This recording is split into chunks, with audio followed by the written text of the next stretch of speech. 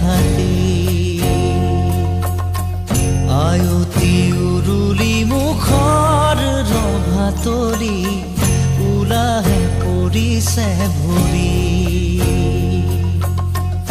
ৰঙেৰে উপচা ঘৰ খুদা কৰি পচিৰা এখনি ঘৰলৈ যাবি হালধি মাহে